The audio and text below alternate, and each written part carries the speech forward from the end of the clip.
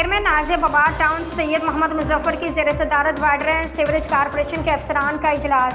پینے کے پانی کی قلت کے اسباب اور ان کے مسائل کے حل کے حوالے سے گفتگو ہوئی۔ سیوریج کے نظام کی درستگی کے ساتھ پینے کے پانی کے منصفانہ فراہمی کو یقینی بنایا جائے۔ سید محمد مظفر۔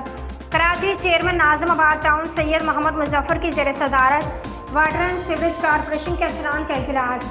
اجلاس میں نازم آباد ٹاؤن میں پینے کے پانی کی قلت کے اسباب، ان کے حل اور پانی کی فراہمی کے شیڈول کے حوالے سے گفتگو ہوئی۔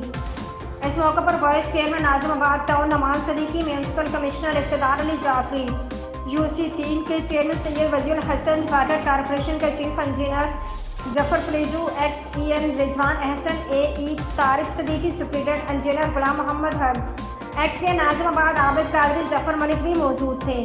اس موقع پر چیئرمین نازم آباد ٹاؤن سید محمد مظفر نے واٹر بورڈ کے افسران کو ہدایت کی کہ موسم گرما کو پانی کی قلت کی وجہ سے ٹاؤن کے عوام کے لیے عذاب نہ بننے دیا جائے۔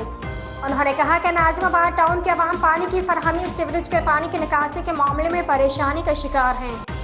چیئرمین نازم آباد ٹاؤن سید محمد مظفر نے کہا کہ Karachi water and sewerage corporation اپنی ذمہ داریوں کو پورا کرتے ہوئے عوام کے مسائل حل کرے، کیونکہ پانی کی قلت اور سیوریج کے ناقص صورتحال کی وجہ سے عوامی پریشانی کے ساتھ ساتھ ٹاؤن انتظامیہ کو بلدیاتی امور سر انجام دینے میں دشواری پیش آ رہی ہے۔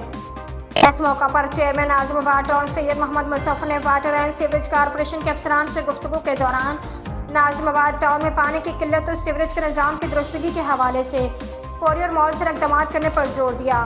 واٹر کارپوریشن کے افسران نے چیئرمین نازم آباد ٹاؤن سید محمد مظفر کو یقین دہانی کرائی کہ مرحلہ وار ان تمام مسائل کو حل کیا جائے گا۔